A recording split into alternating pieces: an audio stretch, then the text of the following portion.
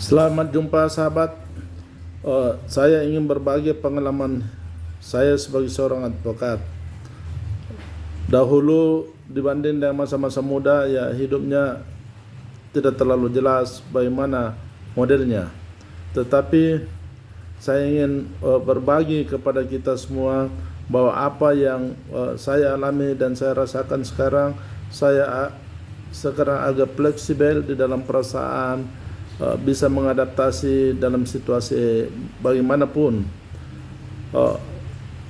Pengalaman yang paling jelas buat saya dahulu, ya, sama sekali bekerja, berusaha untuk meraih sukses, berusaha untuk mendapatkan nama yang hebat, nama yang besar, ya, berusaha untuk mendapatkan penghargaan yang luar biasa, apa semua dijunjung tinggi, dihormati. Itu yang menjadi landasan bagaimana saya bekerja sebagai seorang advokat.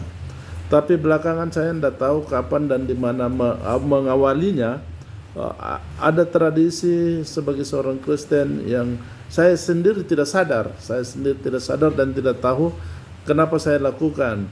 Kadang-kadang mau bekerja saya berdoa, mau bepergian saya berdoa, menghadapi cobaan saya berdoa, menghadapi problema saya berdoa. Dengan doa-doa ini yang saya lakukan, yang saya rasakan satu, egoisme, egoisme, suka marah itu hilang sendirinya. Saya tidak terlalu egois sekarang. Saya merasa bahwa orang semuanya harus saya dengar, orang semua harus saya bisa pandangi hak dan kewajibannya.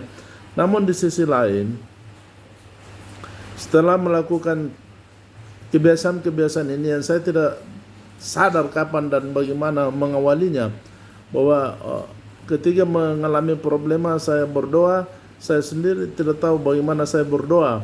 Tetapi ada hal yang saya rasakan ketika saya bilang, Tuhan bantu saya.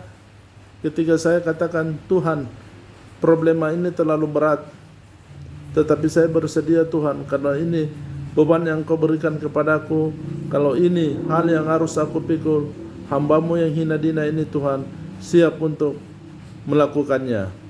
Saya hanya sederhana, saya tidak tahu apa dan bagaimana berdoa itu. Tetapi saya pahami betul bahwa doa hanyalah berpengharapan kepada Tuhan. Saya berserah pada Tuhan apa yang saya alami. Saya tidak mau berbasa-basi lagi dalam bekerja. Begitu juga di dalam menjalankan kehidupan ini, hidup semakin sederhana, hidup dengan menjunjung tinggi martabat orang, menjunjung tinggi mereka-mereka yang tersalimi. Saya merasa kok seperti apa yang Tuhan katakan, siapa yang direndahkan di hadapan sesamanya, dia akan ditinggikan di hadapan Tuhan. Jelas sekali itu. Itu sangat terasa.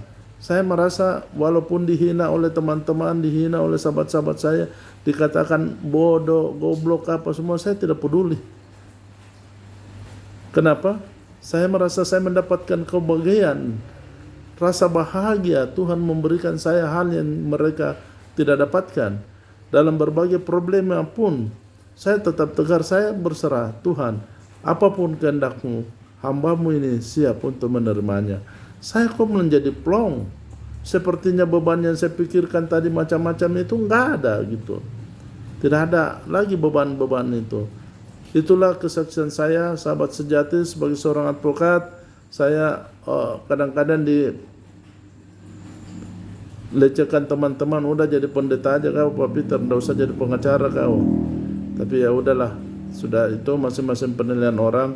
Apapun, jangan pernah berpikir tentang bagaimana orang menilai kita, tapi saya cuma berpikir, Tuhan apa yang harus saya lakukan untuk kemuliaan namamu. Amin. Terima kasih.